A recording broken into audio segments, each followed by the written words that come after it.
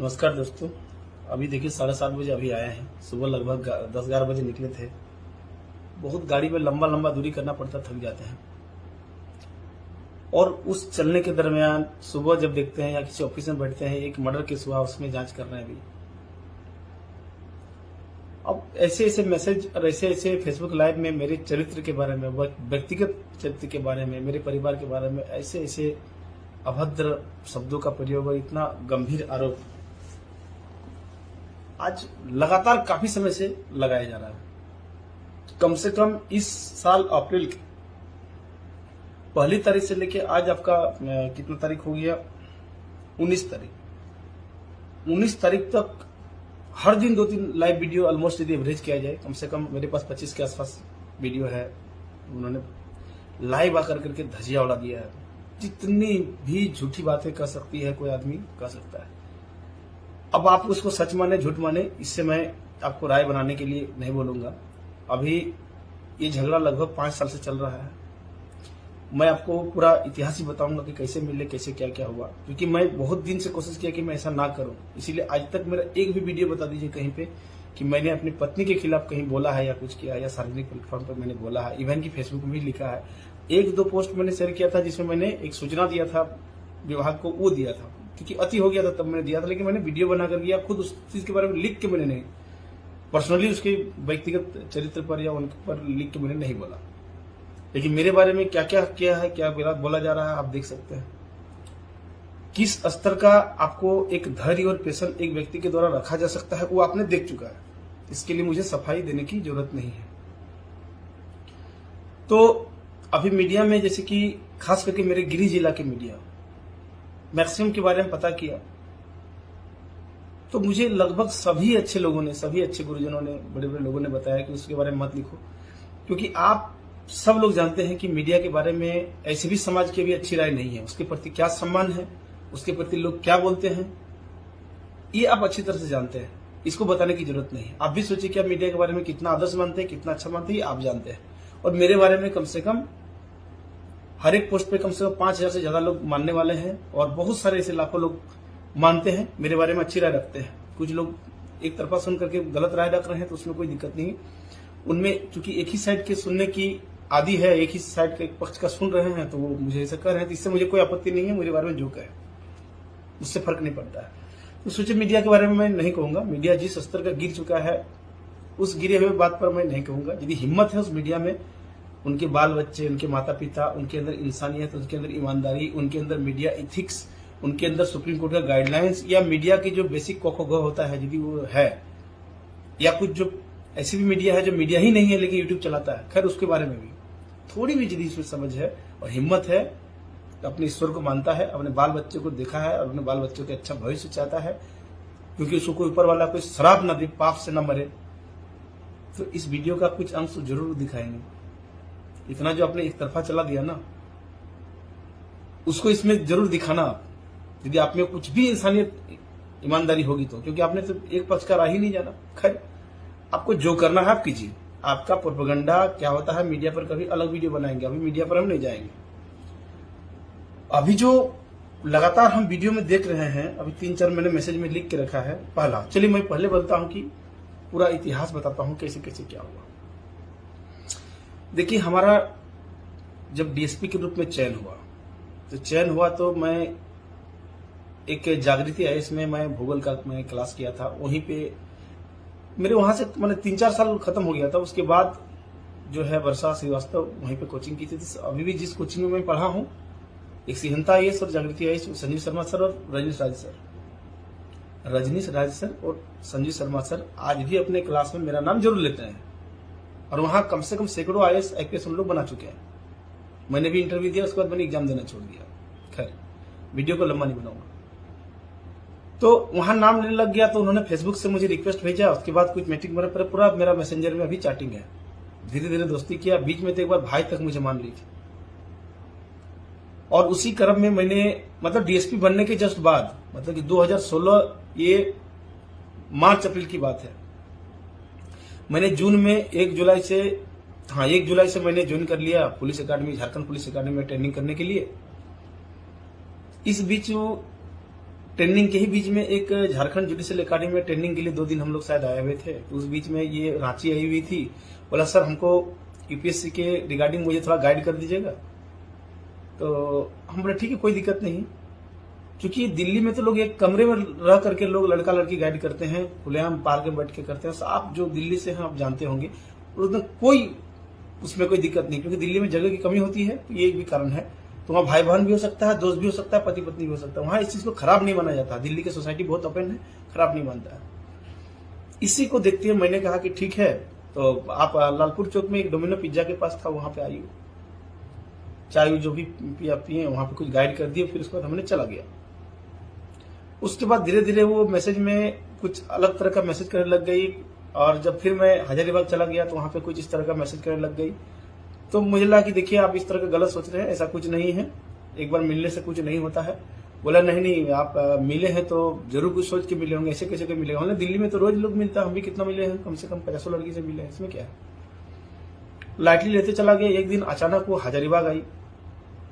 हजारीबाग में बोले कि देखिए आप हमको ब्लैकमेल कर रहे हैं, हमारे इमोशन से खेले हैं, आपको अपना निर्णय लेना होगा, आप मुझे शादी करेंगे नहीं करेंगे, क्या करेंगे क्यों नहीं करेंगे, आपको निर्णय लेना चाहिए, नहीं तो मैं अभी आपके झारखंड पुलिस अकेडमी के गेट पे मैं धरना दूंगी, आपके आईजी डीआईजी साहब को मैं मैसेज करूंगी, सभी करूंगी, मीडिया बुलाऊंगी, ये आप गलत कर रहे हैं। तो उस बीच में मैंने अपने ट्रेनिंग साथी जो मेरे बैचमेट उन लोगों से पूछा कि ऐसा कुछ इशू हुआ है। तो बोला कि नहीं देखो इस तरह का हंगामा करेगा तो ट्रेनिंग अभी डिस्टर्ब हो जाएगा, बहुत तरह की दिक्कत हो जाएगी, जाकर उसको कन्विंस कर दो, जहां आइए कन्विंस कर दो। तो मैंने कहा कि ठीक है आप कहाँ हैं। मैंने उसको फोन किया तो बोला कि मैं अभी एक होटल में थी वो। तो उस होटल में मैंने गया, उसको आधा से 1 घंटा मुझे याद है, 1 घंटा के आसपास मैंने उसको समझाया बैठ के कि देखिए ऐसी बात है, आपका माँ बाप नहीं है, लोग शादी भी करते हैं, हम भी शादी नहीं किए हैं। शादी करना एक फीलिंग्स की चीज होती है, एक दूसरे के अंडरस्टैंडिंग की चीज होती है। यदि ऐसा कुछ होगा हमको भी अरेंज मैरिज करना ही, माँ बाप कहीं शादी कराएंगे, यदि करना होगा तो वो अलग बात है। लेकिन हम अभी इस मामले में हम आपसे बात नहीं करने आए हैं, क्योंकि आपसे एक बार मिले हैं, मैसेज कुछ किए हैं, उससे मैं आपको ये नहीं कहूंगा कि मैं आपकी शादी करूंगी, ये गलत है, आपका सोच ऐसा नहीं होता है। शादी केवल 2 व्यक्ति नहीं, 2 घरों का एक मिलान होता है। तो वो बड़ी प्यार से सुन करके वो चुपके से चली गई। उसके बाद अचानक एक बार धीरे धीरे फोन करने लग गई कि नहीं आप तो मेरे संबंध बनाए हैं, हम तो प्रेग्नेंट हो गए हैं। हम बोले गजब की बात है, हमने तो कुछ ऐसा किया ही नहीं, आप प्रेग्नेंट कैसे हो गए हैं। बोला नहीं हम अभी हो गए हैं, हम तो फिर शिकायत करेंगे। और उसी बीच में ट्रेनिंग खत्म हो गया और मेरा रामगढ़ में भी पहली पोस्टिंग प्रोफेशनल के रूप में हुआ, इसी रामगढ़ में 4 साल पहले, ये 2017 अगस्त 2017 की बात है। और इसी तरह का चलते रहा। अचानक वो मेरे जहां पे हमको मिला हुआ था वीवीआईपी गेस्ट हाउस बंगला में हम रहते थे, तो वहां अचानक आ गई और हम जब घर घुसे देख रहे वो आई हुई है। तो बोला कि नहीं हम ऐसे सरप्राइज देना था। बोले ये तो गलत बात है, आप ऐसे कैसे आ सकते हैं किसी को। बोला नहीं आपको शादी करना होगा, मंदिर में कीजिए, जहां कीजिए, नहीं तो फिर मैं मीडिया वीडिया बुलाऊंगी, मैं हर जगह ये करूंगी। बहुत तरह की दवा उन्होंने देना शुरू किया। तो हम तो काफी डर गए। हम अपने सीनियर सर से बताया, एसपी सर से, उन्होंने बताया कि देखो यदि कुछ नहीं की हो तो अब लड़ो, रेप केस कर देगा तो केस होगा, शादी कर लोगे तो फिर कोई दिक्कत है, जो तुम्हारी इच्छा जो करो। दिक्कत की ओर जाओगे तो उसमें भी हो सकता है, इसमें हो सकता है केस हो जाएगा, तुम्हारा रेप केस कर देगी, तो बोल रही है। बहुत चिंतन मंथन करने के बाद मेरे घर वाले भी, मेरे माँ पिताजी खास करके बोले कि देखो बेटा अभी नया नया गांव से तुम इतने मेहनत से नौकरी हासिल की और इस तरह का रेप केस कर देगी। लड़की बोल रही माँ बाप नहीं है, हमसे बात की है, अकेली है, अनाथ है, क्या दिक्कत है, शादी कर लो। मुझे भी एक बहुत बड़े जीवन का भूल हुआ कि मैंने शादी कर लिया अभी कोर्ट में जाकर के। लेकिन जिस दिन शादी किया उस दिन तक मेरे चैटिंग मैसेज दिखाऊंगा, भयंकर झगड़ा होता था, रोज गाली गलौज तक की है पूरा। जरूरत पड़ेगा तो उसको भी मैं स्क्रीनशॉट निकालूंगा। यदि उनकी ओर से ऐसा कुछ और होता है तो मैं कोर्ट में तो कर दूंगा ही। मजबूरी में कर लिया कि नहीं करेंगे तो बहुत बड़ा ये हो जाएगा, तो उस तूफान को रोकने के लिए मैंने उससे कर लिया। तो फिर उसके बाद जब शादी हो गई तो उसके बाद से फ्रॉम द फर्स्ट डे लगातार उस तरह तांडव। शादी बनारस में हुई, मेरे घर से कोई नहीं गया। एक बलदेव सूरज गया था साथ में, उसका भाई था, तो मेरे फैमिली से मेरा कोई नहीं गया था। और फ्रॉम द फर्स्ट डे लगातार उस तरह से तांडव, उस तरह से मुझे सलाह कि देखो डीएसपी हो, पहले घर बनाओ, जमीन करो, पैसा ही करो, पूरा कमाओ, यही काम आएगा। और ये आज तक बोलता है। मेरे पास कम से कम 1 लाख मैसेज अभी होगा पिछले 5 साल का कि कोई काम नहीं आएगा। मतलब बार बार वो ये कहना चाह रही थी कि आपको घर से कोई मतलब नहीं रखना चाहिए। आप डीएसपी हैं तो आप अपना घर लीजिए, जहां जहां पोस्टिंग होती है वह जमीन लीजिए, जैसे कि और भी लोग करते हैं, इनका ऐसा करना है। गाड़ी लीजिए, अपना घर बसाइए। तो मुझे यही अनकंफर्ट करते रहा। तो मैंने, चूंकि वो संभव नहीं है सरकारी नौकरी में रह करके आप ऐसा कुछ कर ले, यही चीज मेरे से इसका नहीं हो पा रहा था। लगातार झगड़ा होना शुरू कर गया। खुद ही वो बहुत कुछ बोलना चाह रही थी कि हम ही ऐसा कर लेते हैं, तुम ऐसा छोड़ो। मैंने कहा नहीं, ऐसी बात नहीं है। मैंने उसको मना किया कि मैं डीएसपी हूं, मेरे भी आप कुछ ऐसा मत करेंगे, ये मेरे करियर का ये बहुत खतरनाक ही होगा, हम ऐसा करेंगे भी नहीं करेंगे। तो फिर इसी चीज में इतना तनाव बढ़ गया। तो ये 2017 की बात है, सितंबर अक्टूबर नवंबर में शादी हुई थी, फिर लव मैरिज। ये जनवरी फरवरी मार्च की बात है 2018। काफी झगड़ा होने लग गया, जूता चप्पल तक से मारना शुरू कर दिया। और ये कई ऑफिसर देखा है, मैं झूठ बोल रहा हूं तो ऑफिसर भी जरूर वीडियो देखेंगे, कई पत्रकार भी देखा है। तो मैंने क्या किया, मजबूरन होकर के मैंने कोर्ट में जाके जुडिशियल सेपरेशन का केस किया, डाइवोर्स का नहीं। सेपरेशन मतलब अलग रहने का केस, कि उस बीच में ठीक हो जाएगा तो हम देखेंगे। डाइवोर्स के लिए मैंने नहीं किया। तो उसके अगले दिन उन्होंने मुझे दहेज प्रथा का और 498 का मेरे और पूरे घर के आदमी को केस कर दिया। तब भी मैं बहुत रिजिड था कि जो होगा ठीक है, हम जेल जाएंगे। तो जेल जाने के लिए हम हरदम तैयार थे कि हम जेल जाएंगे।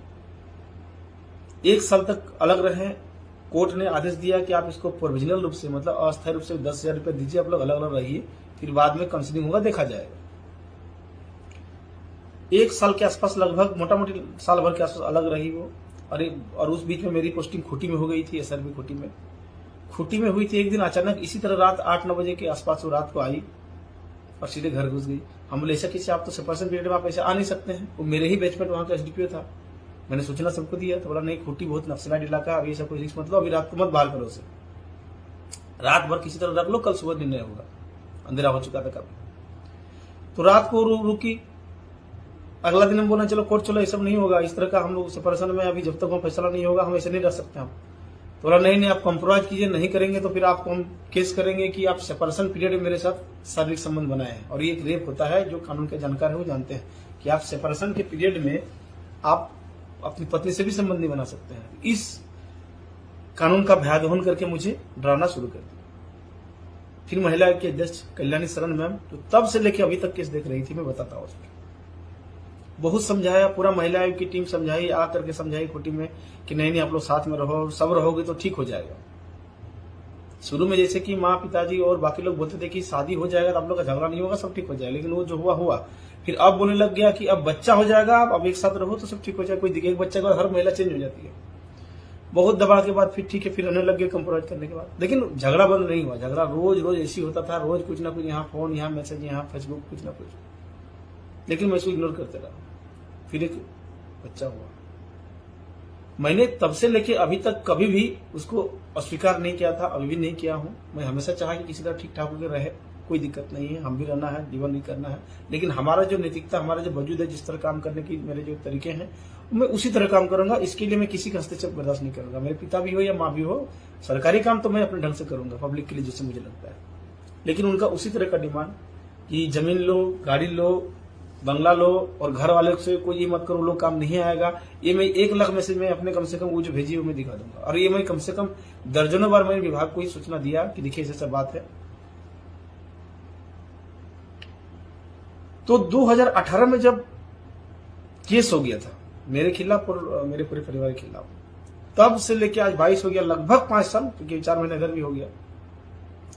मेरे घर के कोई भी सदस्य, मेरे घर के कोई भी सदस्य के द्वारा ना वर्षा श्रीवास्तव को मैसेज किया गया है, ना कोई फोन किया गया है, ना कहीं पे कहीं कोई मिला है, कुछ भी नहीं, कोई संपर्क नहीं। इस बीच में मेरे माता पिता केवल 2 बार वर्षा से मिले हैं।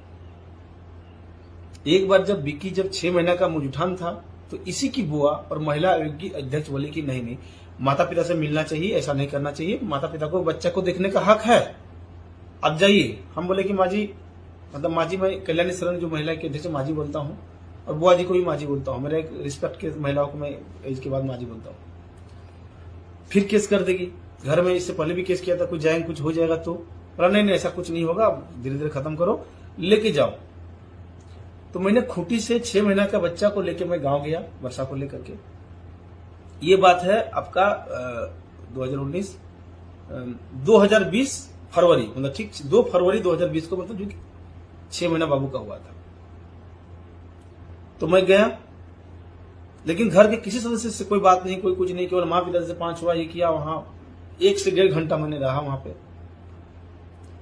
और उसके आने के 3-4 दिन बाद, मतलब उसी 2-3 घंटा रह के फिर खूंटी लौट गया। तो उसके 2-3 दिन के बाद मेरे वाइफ ने लिख करके एसपी खूंटी को दे दिए कि मेरे माँ पिताजी ने, मेरी माँ ने खास करके उसको जो खीर मुंह में छुआया था, खाया नहीं था, जो मुंह जुठान कहते हैं, उसमें कोई जहर दे दिया था जिससे मेरे बच्चे बीमार पड़ गया और इसे जान का खतरा था, लिख के दे दिया। तब और भयभीत हो गया। हम समझ गए कि मेरे फैमिली का कोई भी व्यक्ति इससे मिलेगा तो बेहद खतरनाक होगा, जो झेलना है हमें को झेलना है। उसके बाद बोले अब कोई नहीं, माँ बाप भी नहीं इससे मिलेगा, नहीं आएगा। दूसरी बार गलती हो चुकी थी। फिर इस साल मेरा बाबू का बर्थडे था, उसमें 6 विधायक आया था। आप लोगों ने देखा होगा वीडियो में, बहुत बड़े बड़े मान्यगण लोग आए, एसपी आया, सब कोई आया, प्रशासन आया, लेकिन मेरे माँ बाप या मेरी फैमिली का कोई नहीं था। बहुत लोगों ने पूछा माँ बाप कहाँ है। फिर इसकी बुआ जो कलकत्ता में रहती है, और फिर महिला आयोग के अध्यक्ष कल्याणी सर ने बोला कि नहीं माँ पिताजी को बुलाना चाहिए। एक काम करो, माँ बाप को आवास बुला लो, एक दिन बांग्ला बुला लो, रहेंगे, बच्चा से खेलेगा, क्या दिक्कत है। बहुत फोर्स किया। मैंने कहा कि नहीं कुछ दिक्कत हो जाएगा। फिर बोला कोई दिक्कत होगा तो हम लोग हैं। ये उन लोगों ने बोला है, जिम्मेदार व्यक्ति हैं, उन लोगों ने बोला है। तो मैंने माँ पिताजी को बुलाया और एक दिन रहा। दूसरा दिन के बाद ही देख रहे हैं कि मैं जब ड्यूटी में गया तो पूरा हल्ला हल्ला, पिताजी यहाँ से फोन आया, दूसरे व्यक्ति ने गार्ड ने की घर में ऐसा ही हो गया है। मैं आया तो देख रहा हूँ पूरा एकदम महाभारत रचा हुआ है। पिताजी बोला बेटा हमको यहाँ से हम जाएंगे, ऐसे ऐसे बहुत दिक्कत है, देखो हमको जबरदस्ती बोलवा के वीडियो बना रही है कि ऐसे बोलिए सेवा करते हैं कि नहीं, तो हमको अनकंफर्ट फील हो रहा है। हम बोले ऐसा क्यों किया, इसी बीच में थोड़ा बहसा बसी हो गया। तो फिर हम बोले ठीक है माँ पिताजी अब चले जाएंगे। तो माँ पिताजी फिर उसके बाद चले गए। और विश्वास कीजिए, एक महिला आयोग की अध्यक्ष के सामने और भी कई मान्यगण के सामने मेरे माँ पिताजी तक को पांव तक नहीं छूती है, प्रणाम तक नहीं करती है। ये झारखंड राज्य महिला आयोग की अध्यक्ष कल्याणी सरन जो 5 साल से केस को देख रही है, उसको आप लोग ये पूछ सकते हैं कभी यदि आपका व्यक्तिगत रिश्ता होगा तो। उसका नंबर हम शेयर नहीं करेंगे क्योंकि उनका भी निजी जिंदगी, क्यों उसको डिस्टर्ब करें। उसके बाद जब वो घर चली गई तो उसके फिर एक दिन बाद एसपी रामगढ़ को लिख के देती हैं, मतलब कि इसी साल शायद जो है बाबू का जो बर्थडे था, मतलब कि 2 अक्टूबर नवंबर के आसपास होगा, कि मेरे माँ और पिताजी ने इनको गैस जलाकर मारने का प्रयास किया। और मैंने इसमें महिला के अध्यक्ष सहित कई लोगों को किचन को दिखाया। किचन इतना वेंटिलेटर इतना ही है कि वहां गैस खोल के जला देने से भी कोई नहीं जलेगा। और मेरी माँ ने आज तक गैस देखा नहीं है। लकड़ी उकड़ी से खाना बनाने का जिंदगी भर उसका रिवाज रहा है, वो बनाई है, अभी भाभी लोग खाना बनाती है, और वो गैस तो आज भी नहीं जला सकती है। और लिख दिया लिखित एसपी रामगढ़ को कि उन्होंने जला करके मारने का प्रयास किया। इस प्रकार से ये एपिसोड खत्म था कि अब मेरे घर का कोई भी व्यक्ति इनसे नहीं मिल सकता, नहीं तो बहुत ही खतरनाक अंजाम होगा। तो इसके बाद ये तय हो गया था कि अब मेरे माता पिता सही, मतलब चूंकि इस 5 साल में केवल मेरे माता पिता 2 बार मिला, मैं बता दिया, बाकी कोई नहीं मिला। और किसी प्रकार किसी माध्यम से किसी से इससे कोई संपर्क नहीं रहा। तो माँ पिताजी बंद हो गया। लेकिन इस 5 साल में इनका खास करके मेरे 2 भाई प्रकाश और चित्रंजन भैया और मेरे भाभी लोग, मेरे भतीजे लोग, इन लोग पर लगातार मैसेज, लगातार कॉल, 4-4 बजे तक मैसेज करके लगातार टॉर्चर जारी है। सैकड़ों हजारों मैसेज अभी हम लोग के फोन में होगा। लेकिन हम बोलते थे कि रिप्लाई मत करो, ठीक है धीरे धीरे ठीक हो जाएगा, छोड़ो तुम लोग अपना जिंदगी करो ना, इग्नोर कर दो, हम लोग यहाँ देख रहे हैं, आप लोग अपना रहिए। इस बीच में हम कभी कभार छुप करके रात को घर जाते थे। ये हमारे बड़ी पदाधिकारी को पता होगा। रात को 1 घंटा 2 घंटा गया, निकल के चला है, क्योंकि डायरेक्ट ऐसे जाने से बहुत भयंकर झगड़ा होता था। मतलब मैं घर नहीं जा सकता था। इस 5 साल में एक दिन भी छुट्टी लेके मैंने घर में नहीं रहा। पूरे गांव में, पूरा गांव का लोग तो जानता होगा, मेरी गांव की लाइफ खत्म कर दी, केवल इस डर से कि हिंसा ना हो। मैं गांव जाऊंगा, इनको शक होगा कि मैं गांव में क्यों रह रहा है, माता पिता को ज्यादा वैल्यू दे रहा है, तो हिंसा हो जाएगी, इसलिए मैं गांव जाना छोड़ दिया। लेकिन माता पिता का एक प्रेम है, आप सब जानते हैं। हम बीच बीच में जब भी होता है, हफ्ता, महीना, 2 महीना, जब जैसे मिले, कभी टाइम फ्री या बोकारो में कोई ऑफिशियल काम से या और कहीं काम से, तो 1 घंटा आधा घंटा के आसपास रह करके खाना वाना खा के माता पिता 5 होके मैं आ जाता था। यानी घर से भी मेरा ठीक से एक्टिवली उस तरह का रिलेशनशिप नहीं रहा है इनके कारण से। तो इस 5 साल में आपको समझ में आ गया होगा कि पूरे घर के लोगों को इनसे कोई संबंध नहीं रहा। और उनके द्वारा इसको कोई रिप्लाई भी नहीं किया गया मैसेज का। और लगातार उस अभी बता रही है कि उनके भाई ये कहा, ये करता, वो करता है। इतना सरासर झूठ की बात है ये कि इसका कोई एक सीमा नहीं है। तो इस बीच में पूरे 5 साल में आप देख रहे होंगे कि मैंने हमेशा कभी भी रिश्ता को बिगाड़ने वाला काम करने का कभी कोशिश नहीं किया है। हमेशा मैंने इसका देखिएगा फेसबुक में मैं ही फोटो बच्चा है इसके वाइफ के साथ कितना बार डाला हो इस बीच में देख सकते हैं, लेकिन इनके द्वारा नहीं डाला गया। आप देख सकते हैं, इसका फेसबुक का वाल चेक कर लीजिए। इनके इस पूरे एपिसोड में मैं पूरे विश्वास के साथ, जिम्मेदारी के साथ कह सकता हूं कि इनका एक ही इरादा है कि मैं कहीं घर लूं। एक रामगढ़ में एक जमीन भी देख लिया गया था, लेकिन हमने बोला नहीं, ऐसा नहीं करेंगे, हमारे पास पैसा नहीं है, सीमित है।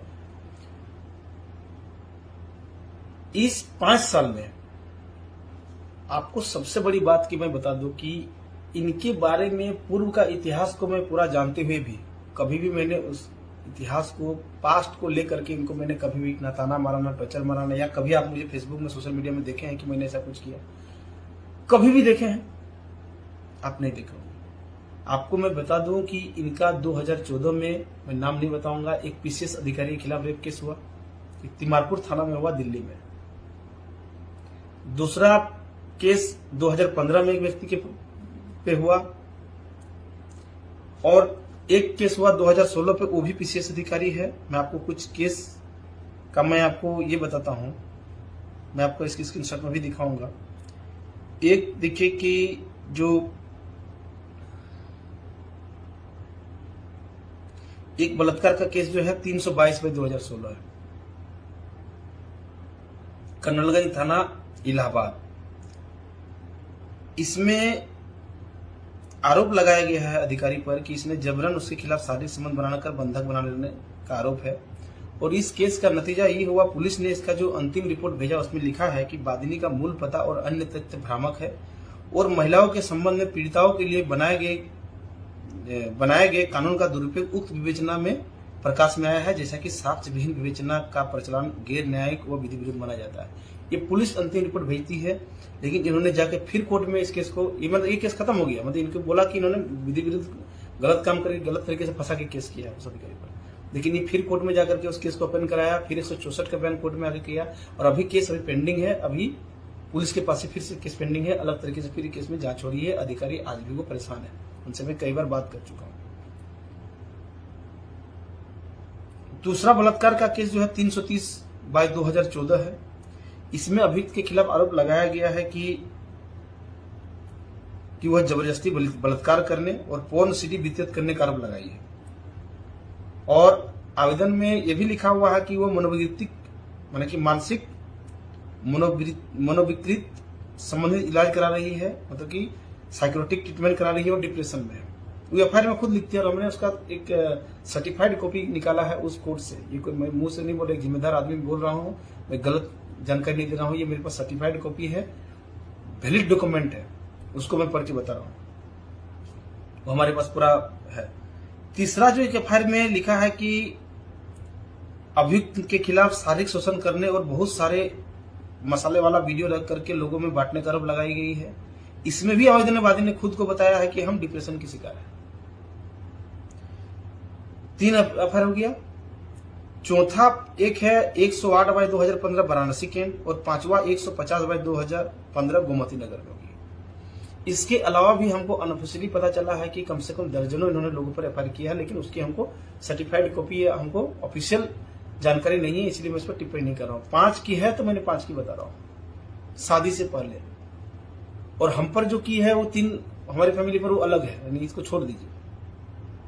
इतना जानने के बावजूद भी मैंने सोचा कि चलो पास्ट है, आखिर है तो एक नारी है और एक बच्चे की माँ भी है। मैंने कभी भी इस बेसिस पे आधार पर मैंने कभी भी ना तो डाइवोर्स, ना जो जुडिशियल सेपरेशन का केस तो उसको एक्टिव करने की कोशिश पिछले 5 साल में नहीं किया। मैंने सोचा चल रहा ठीक से चलेगा, लेकिन इनका जो इरादा है और जो बाकी भी 5 रेप केस हुआ है, उनका जो कहना है कि उनका केस करना, सेटलमेंट करना और कुछ पैसे ले दे करके खत्म करना, यही उद्देश्य रहा है।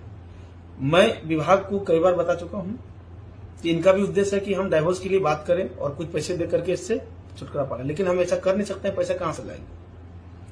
एक यहीं के एक एसडीपीओ है, डीएसपी है, उनके पास अगर बात हो भी गया था तो उन्होंने कहा कि ठीक है 50 लाख में बात करते हैं, तुम लोग अलग अलग रह जाओ, अलग अलग हो जाए डाइवोर्स लेकर के। तो मैं एक सोच भी लिया था कि लोन लेकर के खत्म ही कर दिया जाए तो कम से कम दोनों चीज खुशी शांति से रहेंगे। अब क्या होगा, जो होना होना। और मेरी सौगंध है कि यदि आगे ऐसा कुछ होता भी, चूंकि अब मैं कानूनी तरीके से बढ़ूंगा, मैं आपको इस वीडियो में आप सभी को वीडियो के माध्यम से बताना चाहता हूं, क्योंकि कागज भले कहीं दब जाए, मर जाए, छुपा दे, लेकिन ये वीडियो चूंकि यूट्यूब में मैं डालूंगा तो ये वीडियो हमेशा रहेगा कि मेरी एक एक ब्लड, एक एक खून, एक एक किडनी जो है, या मेरे जीवन में जो कुछ भी है, ये मैंने कोर्ट में लिख के भी दे चुका है। ये मैं कम से 15 दिन पहले भी मैं इन्फॉर्मेशन दे चुका हूं कि मेरा कुछ भी जो होगा मेरे जीवन का, मेरे हिस्से में जो भी कुछ होगा वो मेरे बच्चे का ही होगा। और इसमें कोर्ट संरक्षक की भूमिका निभाए, और जब तक बालिग हो जाएगा, नहीं हो जाता है तब तक कोर्ट संरक्षक की भूमिका निभाए, बालिग होने के बाद तो बच्चे को दे, लेकिन इनको नहीं, जो मेरे जन्म, क्योंकि इनसे मुझे बहुत एक डाउट है, मुझे शक है, कभी भी मुझे पति के रूप में नहीं मानी है, जिसका कारण और जो सोशल मीडिया में इतना आप देख सकते हैं, ये कभी माइंडगन व्यक्ति से झगड़ा सुलझाने का काम नहीं करती। महिला के अध्यक्ष है, इतने बड़े बड़े प्लेटफॉर्म में है, एसपी है और भी है, वो नहीं करता, वो तो सुनता नहीं। क्यों नहीं सुनेगा? तो फिर सोशल मीडिया में मेरा चरित्र हनन करना शुरू कर दिया। तो कहने का मतलब मैंने उस आवेदन में भी लिखा कि यदि मुझे ऐसा डाउट है कि कहीं जहर और खा के कुछ करके मेरी यदि मौत हो जाती है, हत्या हो जाता है, जहर खाने में दे देगा, तो ये प्रूव करना मुश्किल हो जाएगा कि वो जहर खुद से आत्महत्या करके खाया है या कोई दिया। फिर बेकार हो जाए, मेरे बदले नौकरी मिल जाएगी वाइफ को, हमारा पूरा खानदान से ऐसे टूटा हुआ, सब खत्म। तो मैंने वही लिखा है कि ऐसा कोई लाभ इनको नहीं मिलना चाहिए। मैंने कोर्ट को ये अवगत कराया है, यदि मैं मरता हूं तो सारा चीज जो कुछ भी मेरे बच्चे को मिलेगा, बालिग होने तक कोर्ट संरक्षक की भूमिका निभाए। तो बच्चे के बारे में जो प्रेम की बात आता है, जो लोग जानता है, देखा है, मैं किसी भी जगह में मैं चुनौती देता हूं, किसी को यदि दृश्य देखना हो तो किसी भी जगह बच्चे को खड़ा कर देंगे, माँ और बाप के जगह में बच्चा बाप से ही फंस जाएगा, वो नहीं जाएगा किसी के पास, चुंबक की तरह चिपक जाता मेरे पर, इतना प्यार करता है बच्चा। और मैंने ये बात बता दिया कि मेरा जो कुछ है सब कुछ है, इस वीडियो को भी जिंदा रहेगा, यूट्यूब में रहेगा तो हमेशा रहेगा, मेरा सब कुछ मेरे उस बच्चे के लिए ही है।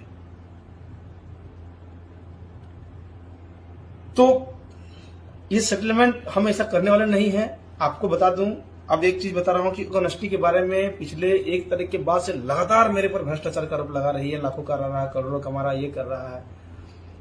मैंने अलग अलग समय में फेसबुक के माध्यम से और मीडिया के, यहाँ रामगढ़ के मीडिया के माध्यम से, आम लोगों के माध्यम में, या जितने भी लोग मेरे कार्यालय में, ऑफिस में लोग आते हैं मिलके कोई आवेदन लेके, आप भी कोई इसको चोरी छुपी स्टिंग ऑपरेशन करके मेरे ऑफिस में कोई जेन्युइन समस्या लेके आ जाइएगा, या ऐसे भी चेक करने के लिए फिर मेरा रिएक्शन क्या रहता है आप जरूर देखिएगा, आप इसको प्रयोग कर सकते हैं।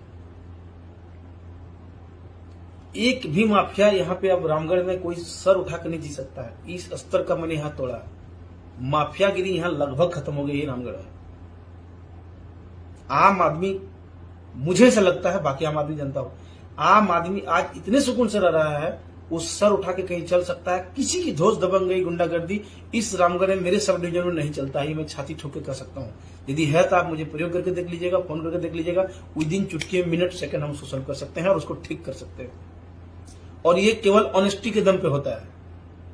किसी माई के लाल में हिम्मत नहीं है कि कोई यदि घुसखोर हो जाएगा, पैसा ले लेगा तो फिर ऐसा कर देगा। इस बात को, सामान्य फार्मूला, मैथ की फार्मूला को आप लोग भी जानते हैं। ईश्वर है, माँ पिता है, बच्चा है, जो भी है, अरे आपकी जो भी बद्दुआ है, एक भी चवन्नी यदि मैंने किसी से घूस लिया है ना, तो मेरा तत्काल प्रवाह से मेरा विनाश कर दिया। खैर, इसको मैं प्रमाण पत्र में बार बार सोशल मीडिया में नहीं दे सकता हूँ, मीडिया में वीडियो बना के नहीं दे सकता हूँ। रामगढ़ की तो जनता जानती है, जो मेरे पास इतने अभी हजारों लोग मिले होंगे वो तो जानता होगा, उनकी दुआएं तो है। अभी बोल दिया कि 20 लाख 16 लाख लिया और उससे 5 लाख ले लिया, तो व्यक्ति तो गरीब है, मजदूर, अभी भी मार्केट में बेचता, सब जाकर पूछ सकते हैं, उनको भी तो बच्चे हैं। मतलब इस स्तर का गिर सकता है एक व्यक्ति को नीचा दिखाने के लिए, लेकिन ये नहीं चलेगा। आपके पूर्व में इतने खराब पास्ट है, लेकिन कभी मैंने आपको उसका नीचा नहीं दिखाया। 5 बलात्कार का प्रयास और उससे सेटलमेंट के बाद क्या क्या हुआ, वो व्यक्ति को मैं कोर्ट में खड़ा करूंगा, सब राजी है आने के लिए। लेकिन मैं इसको सार्वजनिक रूप से आपके चरित्र को हनन नहीं कर रहा हूं। आप महिला है, आपके चरित्र का हम सार्वजनिक रूप से मंच पे हम प्रदर्शन करने की चीज आप नहीं है, इसीलिए कभी भी आपके चरित्र पर मैंने नहीं बताया। इतने केस होने के बाद भी यदि आपके चरित्र पर मैं नहीं आज तक कहीं बोला और अभी भी नहीं बोल रहा हूं, तो आप समझ सकते हैं कि मेरे अंदर क्या धैर्य है और मेरे अंदर की क्या व्यक्तित्व है। जिसको जो गाली देना है दीजिए, मैंने आपके चरित्र पर अभी भी अवैध संबंध में किसी पर आरोप नहीं लगाया। उन्होंने क्या कहना है कि 60 लाख का घर बना लिया है। देखिए, हमारे घर के पास एक मेदांता, पहले इलेक्ट्रिकल प्लांट था, एक बहुत बड़ा स्टील प्लांट लगा है, बहुत बड़े व्यापक पैनल पर 25-30 हजार लोग मजदूर काम करते हैं। बोकारो सिटी से थोड़ा ही कैपेसिटी में कम होगा। अभी मेदांता उसको खरीद लिया है, वहां हम लोगों ने जमीन वगैरह दिया है, तो हमारा उससे मिल करके घर बनाया है। और मेरा जो गांव का भी घर है ये 2011 के अंतिम कंस्ट्रक्शन है। आप सभी के जमीर को, सभी की ईमानदारी को, सभी के नैतिकता को चुनौती मैं देता हूं कि मेरा जितना बोकारो की जो मीडिया वाले ने जो इतना बेरहमी से एकदम जो गंदगी से जो चलाया आपने न्यूज, हमें कोई दिक्कत नहीं है। आपकी ईश्वर, आपका बच्चा, बाल बच्चा कभी खुश नहीं रहेगा यदि आपने किसी गलत इरादे से चलाया है, तो आप किसी न किसी बीमारी से, किसी न किसी तकलीफ से आप मरेंगे। आपको चुनौती देता हूं। ये वर्षा श्रीवास्तव बार बार मुझे वीडियो बना के बोल रही है कि इतना आलीशान बंगला, टाइल्स वगैरह सब बना दिया है। आपको चुनौती देता हूं। शहर से 12-13 किलोमीटर गांव दूर है, 15 मिनट लगता है, आप चल जाइए। अब तो रोड अच्छा बन गया है। मेरे घर में पूरे गांव में पता कर लीजिए, जो मिस्त्री ने घर बनाया उसको पता कर लीजिए। 2011 में अंतिम बार वो घर मेरा बना है। कंपनी के को जमीन दिया गया था, उससे बहुत सारे पैसे मिले थे। वो गांव के आसपास के और भी लोग घर बनाया उसी से। 11 के बाद 2021 में उस बने हुए घर का पचोड़ा हुआ है। 2021 में लगभग 10 साल के बाद पचोड़ा करने में उस घर को 10 साल लग गया। और 2022 में अभी हमारा उसी घर का ऊपर में एक हॉल है, सीढ़ी घर है, जो आधा उधरा बना हुआ था, उसको ढलाई के लिए अभी ढलाई भी नहीं हुआ। ढलाई हो चुका है, अभी उसका लकड़ी नहीं खुलाया है। पूरे गांव में पूरा मीडिया को चुनौती देता हूं। आप अंधा नहीं होंगे, उसको जमीन को, उस कंस्ट्रक्शन को देख के बता सकते हैं कि अभी लेटेस्ट 6 महीने में या पिछले कुछ समय में कौन है या पुराना कौन है। आप जाके देख सकते हैं, लोगों से पूछ सकते हैं। और ये इतना प्रोपेगेंडा करके हमारे परिवार को, हमारे चरित्र को इस तरह से हनन कर रहा है। तो मैं आपको चुनौती देता हूं, मेरे घर में आप जाके देखिएगा। बार बार बोल रहा है कि आलीशान ये टाइल व्हील लगा है पूरे घर में। एक मेरे भाई जो कि सरकारी शिक्षक है, उन्होंने एक 10 बाय 10 छोटा सा रूम होगा, उस घर में टाइल भी चिपकाने में टाइल है, महंगा टाइल नहीं है, बहुत पहले लगाया है, कम से कम 8-9 साल पहले। उसके अलावा पूरे घर में कहीं भी कोई टाइल यदि है तो आप जाइए, कैमरा लेके मीडिया में इतना नंगा नाच की आप जाके दिखाई दीजिए। और वर्षा श्रीवास्तव को उस बात को आप दिखाइए कहाँ टाइल मेरे पूरे घर में कहीं भी लगा है, तब बताइए। इतने दिन के नौकरी में ना मेरे पास कोई सरकारी गाड़ी, निजी गाड़ी है, कोई गाड़ी खरीद पाया हूं, ना घर बना पाया हूं। एक घर बनाने के लिए लगातार जमीन देख रहा हूं कि लोन लेके घर बनाऊं, लेकिन वो भी अब इस हिंसात्मक माहौल में अब वो भी पेंडिंग हो गया है। जो है नौकरी जाए रहे, लेकिन अब वैसा हम करने नहीं जा रहे हैं। दूसरा आरोप ये ऑनेस्टी और ये जो घर वाला जो लगातार प्रोपेगेंडा फैलाया हुआ है, उसको और आप लोग को चुनौती है। आप लोग जरूर जाइए, और यदि आप लोग ईमानदार है तो इनकी उस बात को काट कर पूछिए और उनसे सवाल पूछिए, इतना क्यों आरोप लगा रही है। हमको बर्बाद कर देना चाहती ताकि इससे हम छोड़कर डाइवोर्स लेकर के सेटलमेंट करें, लेकिन नहीं करेंगे। हम जुडिशियल सेपरेशन का केस को एक्टिव करने के लिए कोर्ट में आवेदन दिए हैं। यानी अलग अलग तो रहेंगे, लेकिन डाइवोर्स ना देंगे ना लेंगे, बच्चा का भी मैटर है। हम डाइवोर्स लेके आपको पैसा देने वाले नहीं है, ये आप निश्चित मान लीजिए, किसी कीमत पर नहीं तो नहीं। कई बार बोलती है, फोन आता है, जूता ले लेता है। अरे भैया, अभी हम लोग क्रिकेट में टाटा के द्वारा आयोजित किया गया, हम लोग सरकारी में कोई भी प्रोग्राम होता है, ट्रैक सूट, एडिडास का जूता, टी शर्ट, ये सब मिल जाता है। कम से कम 8 जोड़ जूता इसी तरह से मिला रही बात उनको ही पता है, लेकिन हमको बेइज्जती करने के लिए लोग मीडिया में बोलती है। फोन जो लिया गया है 4,500 का इंस्टॉलमेंट कटता है एप्पल फोन और आईपैड में, और मेरे क्रेडिट कार्ड से नहीं, मेरे एक बहुत पुराना दोस्त में, और हर महीना उसको हम 4,000 भेजते हैं, उसका ही मेरे पास सारा स्टेटमेंट है। और एक बात रही कसर अवैध संबंध की, तो मैं अवैध संबंध की बात बताता हूं। जिस समय इनको जब भी लगता है जिससे मुझे ये नीचा दिखा सके, या मैं दबाव में आऊं, मैं परेशान हो जाऊं, वो काम ये करती है। 2017 से लेके 2020 के बीच में मेरी 2 भतीजी का शादी होने वाला था, और दोनों हो भी गया। तो उनके बारे में लोगों को ये कहते थे कि मैं रंगे हाथ उनको अवैध संबंध करते हुए पकड़े हैं। लेकिन फिर भी उनकी शादी हुई, जो जहां शादी हुआ नहीं टूटा। शादी के बीच में जब रिश्ता बन गया तब भी ये बात वहां बताया था, लेकिन समझदार लोग हैं, उन्होंने शादी हुआ, दोनों भतीजी का शादी हुआ, हुड़दंग करने के लिए भी मैंने एक आवेदन वहां दिया था, हुड़दंग करने की शादी रुकवाने के लिए चली गई थी। जब उन लोग का शादी हो गई तो अब मैं आपको बताता हूं, आप एक फोटो देखिएगा इसमें, ये देखिए मेरा ये 1 अगस्त 2020 का फोटो है। मैंने लिखा है, गांव में रक्षाबंधन का बेसब्री से इंतजार है बनो। मैं जब डीएसपी बना तब मेरे गांव की लगभग 15 लड़की, और ये हर स्वर्ण से लेके पिछड़े से लेके, ये जो बहन है मेरी पिछड़ी है, और राजपूत सब ब्राह्मण सब बहन रहा, मेरे भी कास्ट के लड़का लड़की 15 लड़कियां कम से कम। और भी लोगों को मैं, जो कि ग्रामीण आयस में मैं ऐसे भी गाइड करता हूँ, बहुत लोगों को मैंने कोशिश किया था कि मैं कम से कम 1 दर्जन अफसर में बनाऊंगा, आप लोगों को गाइड करूंगा, क्योंकि लड़कियों को कोई गाइड नहीं करता है। सब मेरे से 15-20 साल छोटे हैं, सब बच्ची है। और ये देखिए राखी बांधते, देखिए आप फोटो देख सकते हैं इसमें तीनों का। मैंने गाइड करना शुरू किया, इसमें से 5 लड़कियों ने इस बार जेपीएससी का मेंस लिखी है इस बार, और 4-5 लड़कों ने भी जेपीएससी का मेंस लिखा है। जब सब रास्ता, और ये लड़की जो है, ये मेरी बहन है, सगी बहन से भी बढ़कर है, खून के रिश्ते से भी बढ़कर है। ये बहन का भी पूरा मैसेज के मैं दिखाऊंगा, ये और 4-5 और हमें हमेशा आंसर राइटिंग लिख करके पीडीएफ बना करके मुझे मेरे मोबाइल में भेजती थी। उसको मैं चेक करके ऑडियो बना के, मेरा नियम है कोई भी मुझे आंसर राइटिंग करता है तो उसमें ऑडियो व्हाट्सएप बना के बोल देता हूँ, इसमें ये लिखना, ये करना, ये कमी है, ये कमी, ये करनी, ये मेरा हमेशा से रहा। इनको ये रास नहीं आया। जब दोनों मेरी भतीजी का जब देखा कि कुछ नहीं हुआ, हर इस भतीजी के पहले भी 2 मेरे डीएसपी पर आरोप लगा दिया था, उसके बाद मेरे ही बैचमेट 2 डिप्टी कलेक्टर पर आरोप लगा दिया था, जो पिछले बार 2017 में रामगढ़ में था, एक वीडियो थे, दोनों पर अवैध संबंध का आरोप लगा दिया था। तो जहां इसको ये हमको नीचा दिखा सकती है, वहां वो नीचा से, खाली मां को छोड़ करके मेरी सभी भाभी सब पर ये आरोप लगाई है अवैध संबंध का। हम 4 भाइयों में अभी 3 भाई अपनी पत्नी के साथ, माता पिता के साथ, दादी के साथ संयुक्त परिवार में हम अभी भी रहते हैं। तीनों भाभी को कभी उस घर में कोई दिक्कत नहीं हुई है आज तक। सोचिए कि 20-22 साल से, 94 में मेरे बड़े भाई का शादी हुआ है, 94, 22 साल, 28 सालों से रह रहे हैं तीनों भाई और पत्नी, लेकिन कभी भी हिंसा या कला अलग होकर नहीं, एक साथ ज्वाइंट फैमिली में खाते हैं। 2 भाई टीचर हैं और वही मेदांता में जो जमीन दिया था वहां एक भाई नौकरी करते हैं। तीनों भाइयों का वेतन ऑलमोस्ट मिला दीजिएगा तो लगभग 1,70,80,000 है मेरा छोड़ करके। लेकिन फिर भी मेरे घर में ना, मेरा अभी तक 4 व्हीलर नहीं खरीद पाए हैं, खर्चा भी उसी तरह से हो जाता है। ये कह रही है कि मेरे घर में छापा मारे, ये मारे, तो मैं आप आग्रह करता हूं मैं सभी से, सरकार से, बिल्कुल मेरे घर में छापामारी करे, जांच पड़े, और जो लोग अकाउंट का बता रही कि मैंने अकाउंट में इसी से केस डलता है, सबका चेक करें, बिल्कुल करना चाहिए। और यदि नहीं होता तो उस पर मेरा आग्रह है, मेरा आपसे रिक्वेस्ट है कि उस पर जरूर कार्रवाई करें, क्योंकि इनकी अब तक 100% झूठों से लोग या तो आत्महत्या कर लेगा या किसी को खुद मार देगा जाकर के। लगातार वीडियो में जिस स्तर से ये प्रताड़ना का एक अंतिम सीमा पार कर दिया है, ये क्षम्य नहीं है, लेकिन मेरे पेशेंस है, मेरा धैर्य है, मैं इतना जल्दी रिएक्ट नहीं करता हूं। और ये आप लोग देख रहे हैं, इतना वीडियो के बाद मैं आज बना रहा हूं, तो ये आपको समझ में आ रहा होगा मैं एक जिम्मेदार व्यक्ति हूं। भ्रष्टाचार को आरोप लगा दिया। एक और इसमें है, हाँ, तो एक इसमें एक जो बहन है तो ये मुझे भेजती थी, और ये जो सिस्टर है, जब मुझ परीक्षा से 10-15 दिन पहले, 15-20 दिन, 1 महीना पहले की बात है, पता नहीं इनको क्या हुआ, अचानक उनके वहां पे जाके लालपुर थाना में चली गई। लालपुर थाना के एक अफसर को बोला कि मैं एसडीपीओ रामगढ़ की वाइफ हूं, देखिए हम दोनों के बीच में एक लड़की बार बार मैसेजेस परेशान करके हम लोग का रिश्ता को तोड़ने का फेरा कर रही है, उसको थोड़ा समझा दीजिए।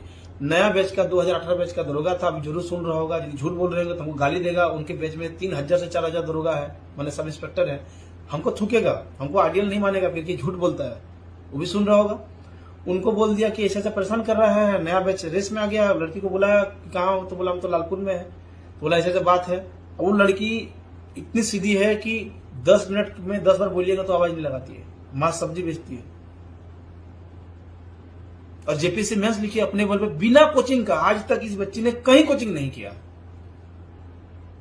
किसी भी सिविल सेवा का कोचिंग नहीं की है, और यूपीएससी से मात्र 2 नंबर छूटा था, और इस बार 100% यूपीएससी पीटी पास करेगी, और जेपीएससी पहली बार में जेपीएससी पीटी पास कर गई बिना किसी कोचिंग का।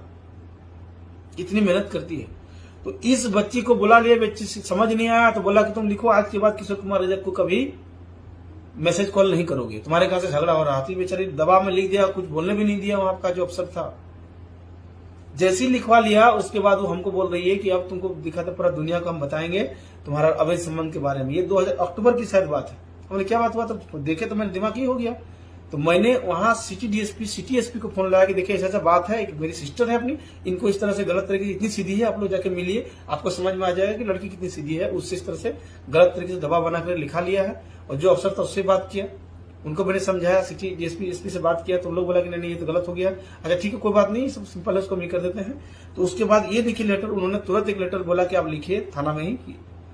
तो ये लेटर में देखिए साफ तौर से लिखा गया है कि जो मैंने इस दबाव में लिखा गया था, और मेरे भाई से पूरा पढ़ लीजिएगा कि परेशान किया, दबाव बनाकर भैया एसडीपीओ रामगढ़ किशोर को रजक के साथ कभी बात ना करने एवं ना ही कहीं फोन करने एसएमएस करने की बॉन्ड मुझसे जबरदस्ती लिखवा लिया। अतः यह है कि पुराना को खारिज करते हुए तुरंत उसमें देखिए इसका रिसीविंग है, और ये जो लिखी थी इसका रिसीविंग भी नहीं हुआ। तो इस तरह से आज इस बहन पे, ये बहन दूसरी जाति की है, और भी एक राजपूत भी है, एक ब्राह्मण भी थी, सब खैर उन लोग पर नहीं हुआ, कुछ लोगों का शादी भी हो गया। क्या पता अगला वो टारगेट बचे। आपको सौगंध खा के कहता हूं, इन्हीं कारणों से मैं अब किसी भी बहनों से बात नहीं कर पाता हूं, डर से, या इग्नोर कर देता हूं मैसेज का। मैं सोचता हूं फिर कहीं कह देगा तो शादी उदी, पूरा दुनिया उसके कैरेक्टर पर बहुत बड़ा लंचन हो जाए। आज उसकी पूरी फैमिली रो रहा है, ये कुर्मी समुदाय से है, इस झारखंड की दूसरी बड़ी आबादी कुर्मी समुदाय से ही है। और उसके माँ बाप इतने देखिएगा तो आपको दया लगेगा, ये रो रहे हैं, मेरे घर में जाके देखिए तो हम लोग को बचपन से बाहर रहा, ऐसा काहे कर रही है वर्षा। मजबूरन में उनके लिए हमको ये वीडियो बनाना पड़ा, आज तक मैं कभी वीडियो नहीं बनाया था। और बात है मेरी तीनों भाभी पर, मेरी बहन पर, मेरी और भी मेरी रिश्ते में बहन पर, मेरी दोनों भतीजी पर, सब पर ये अपनी समझ कर लगाई है। खाली माँ छोड़ करके कल दिन माँ पर भी लगा देगी। और ये ऐसे बोलती है कि मैंने अपने हाथों से उठाया है। एक समय 99% लोग विश्वास कर लेगा, क्योंकि लोग एक तरफा सुन के ही विश्वास करते हैं। आप तो देख ही रहे, कुछ लोग ऐसे ऐसे मतलब गंदे संस्कार के लोग ऐसा करते हैं। खैर उस पर नहीं बोलूंगा मैं। तो उस पर अचानक से पता नहीं क्या हुआ, उस पर उन्होंने ये करना शुरू कर दिया। और उन्होंने मुख्य परीक्षा देने के बाद पिछले 3 महीने से भी गांव में बेचारी रह रही है, पैसा अरेंज नहीं हो रहा। तो दूसरी दो बहन अभी तैयारी कर रही है रह करके, चूंकि शहर में मटेरियल वगैरह सब अवेलेबल आसानी से हो जाता है, गांव में नहीं मिलता है, लाइन नहीं रहता गांव में, तो दिन भर उसी गांव के हम। और आपको मैं बता दूं, इसके कम से कम नहीं तो 30 वीडियो इन्होंने बनाया है। एक वीडियो में, एक बार जो सबसे पहला है, दूसरा वीडियो था, मुझे बताया कि ये सज धज के कभी निकल गया है, लालपुर में है, यहाँ है, इसको कोई इतना मिसगाइड कर रहा है जिसके कारण से रिश्ता यहाँ तक पहुंच गया है। और शायद अब यहाँ से वापसी होगा या नहीं होगा हमें नहीं पता, लेकिन इतना तय है कि अब कानूनी तरीके से ही जो समझौता कराएगा, कोर्ट कराएगा, माननीय कोर्ट न्यायालय के अलावा किसी का मैं नहीं सुनूंगा। क्योंकि लगभग 100 मान्यगण्य व्यक्ति जो एसपी, डीएसपी, प्रशासनिक अधिकारी, विधायक, महिला आयोग की अध्यक्ष जो 4000 केस टोटल की है, और उनके कई सदस्य, सब मिलकर थक चुका है। ये उनका नाम क्यों नहीं लेती है, या आप लोग उनसे क्यों नहीं फोन करके पूछते हैं महिला आयोग के अध्यक्ष क्या मैटर है। उनको सारे मैटर बता देगा कि कौन हिंसक है, कौन आक्रामक है, कौन रिश्ते को बर्बादी करने पर तुली हुई है। हर बार इसके नया व्यक्ति होता है। आज झगड़ा हुआ, किसी और व्यक्ति के पास रहेगा, उससे बात करेगा, उससे भी रिश्ता खत्म हो जाता है। ऐसे कम से 1 दर्जन लोकेशन होगा जो बार बार चेंज हुआ है, अभी नया है। तो मेरा कहने का मतलब है कि इनके द्वारा इस तरह से झूठ बोला जाता है कि कोई व्यक्ति या तो सुसाइड कर लेगा या कोई कुछ कर लेगा। अभी ये बहन के पूरे परिवार इतने परेशान है और इस तरह से कह रहा है कि किसी को भी लग जाएगा, विश्वास हो जाएगा। अब इसके 3 बहनें हैं, इनकी शादी होगी नहीं होगी, क्या नहीं होगी, इनको मुख्य परीक्षा दिया है, इसको उस चीज से इनको चिढ़ है और इनको लगता है कि इससे प्रेशर में आएगा, दबाव में आएगा, छटपटाएगा। लेकिन मैं बहुत धैर्यवान व्यक्ति हूं, इतना आसानी से छटपटाता नहीं हूं, इतना आसानी से मैं हार नहीं मानता हूं। इससे पहले 1 महीना पहले लाइव आकर दिखा दिया कि मार दिया, फॉर्म फुला दिया, आंख की रोशनी चली गई। 7000 का मेरे महिला आयोग के अध्यक्ष ने 2 चश्मा खरीदाया। क्या आप पिछले 1 महीना से उसके चश्मा देखे हैं? कहाँ है चश्मा उसका? एक कुछ भी झगड़ा हो नहीं हो, उसके बाद तुरंत मेडिकल में इलाज कराती है ताकि एविडेंस रखने के लिए कल दिन हम दिखा सके कि मारा पीटा है। हम एक अपराधी को थाने में नहीं मारे आज तक, तो इसको क्या मारेंगे? यदि मारना शुरू करते हैं तो क्या ये रह पाएगी?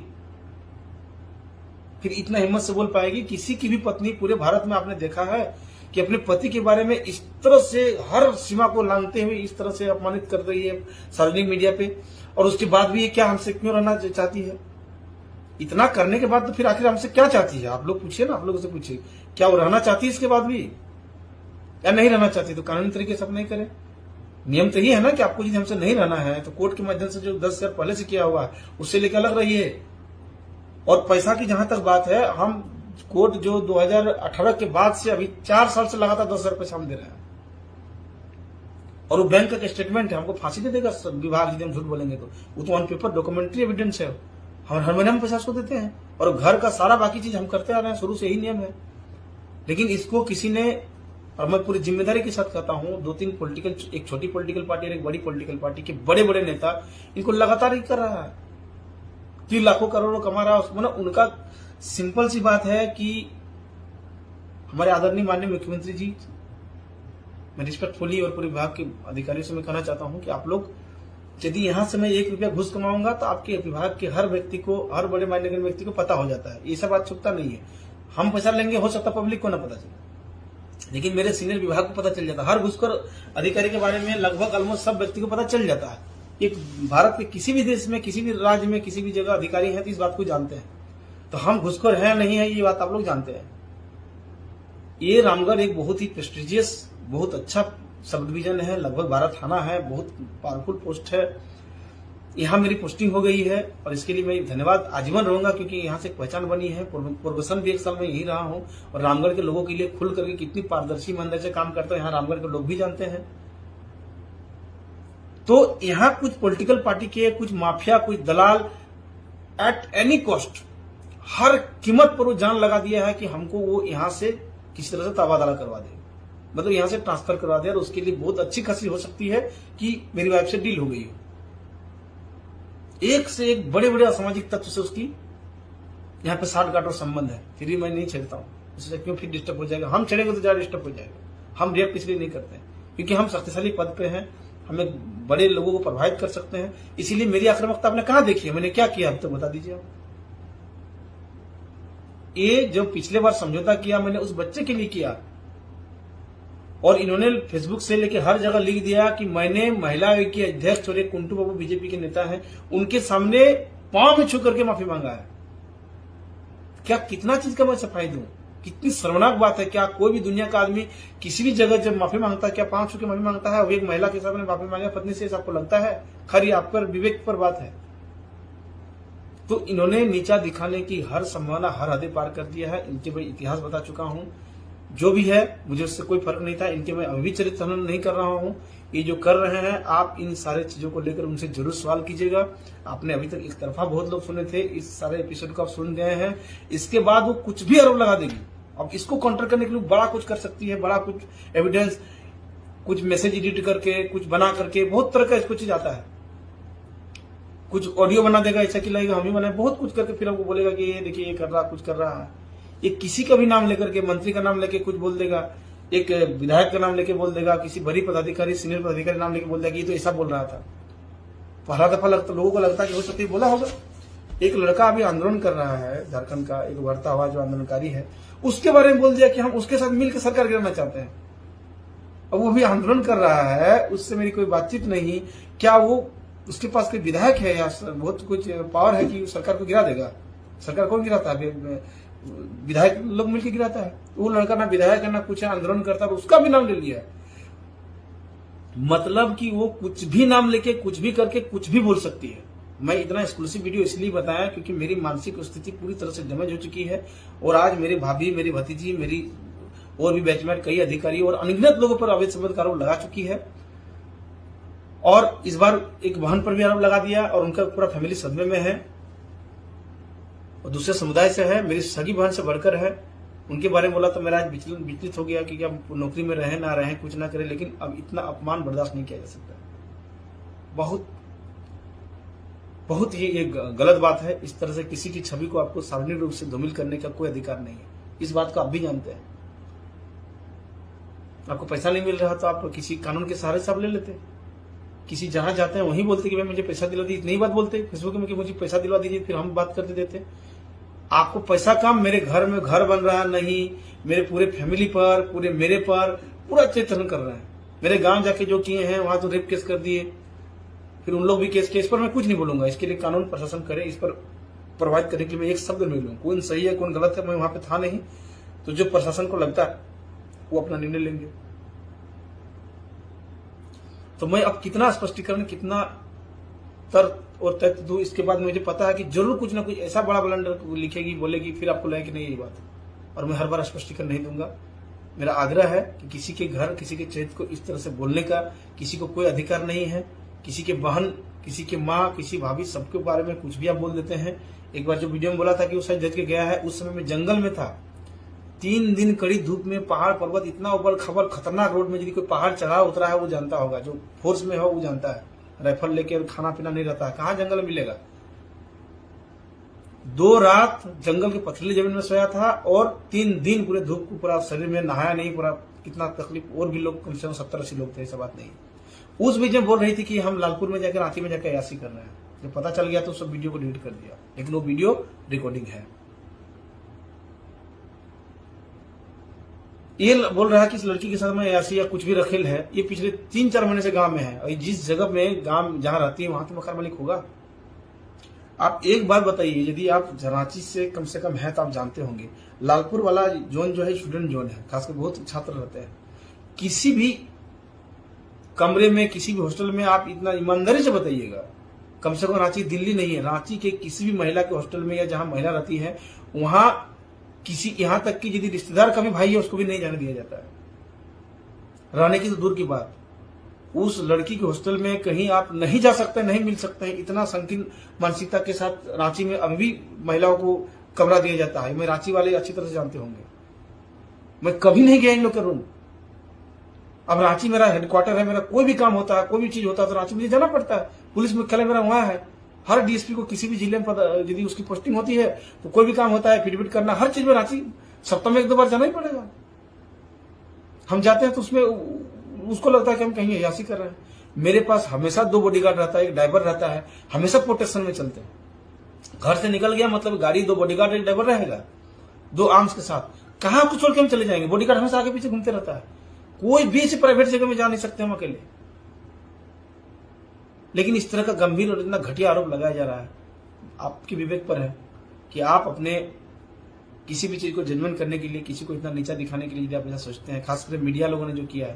लेकिन अभी भी मैं देख रहा हूं पब्लिक, बहुत लोगों को इससे असर नहीं पड़ा है इनकी छोटी बातों से, और पड़ेगा भी नहीं। अब जो करेगा कोर्ट और कानून करेगा।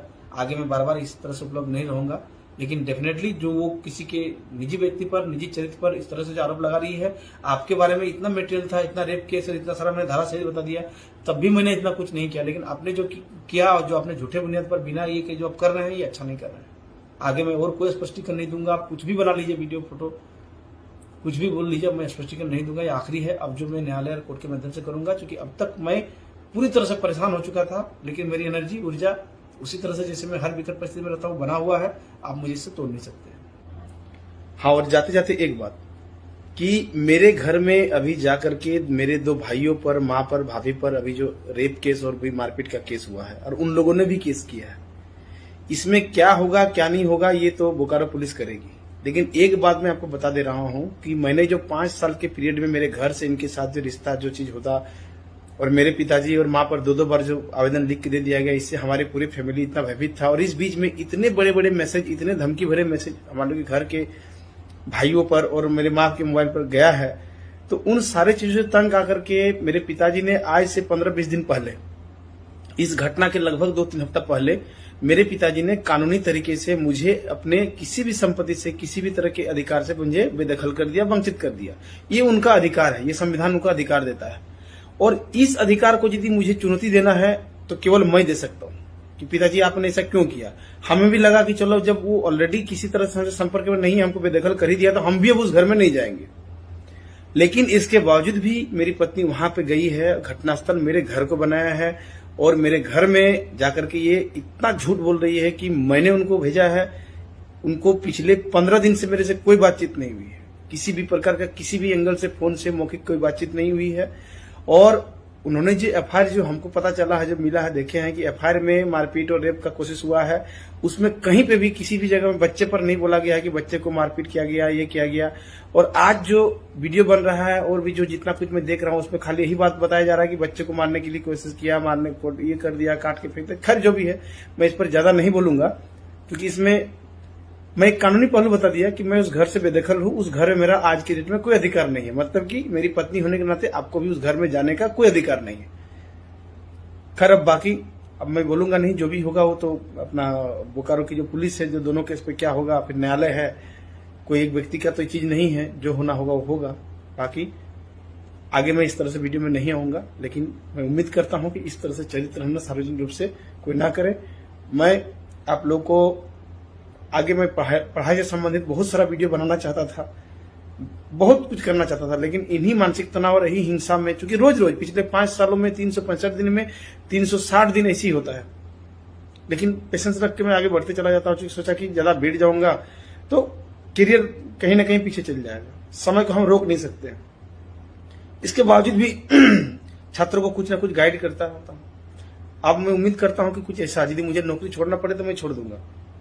जो भी आगे डिसीजन होगा, कार डिसीजन होगा अपनी जिंदगी के सुकून और अपने शांति के लिए, वो करूंगा। लेकिन एक समय, अभी मेरी उम्र खत्म नहीं हुई है पढ़ाने की, मैं बहुत बेहतरीन तरीके से आप छात्रों को गाइड करूंगा। ये मेरी सौगंध है, कसम है। तब तक के लिए धन्यवाद, बाय।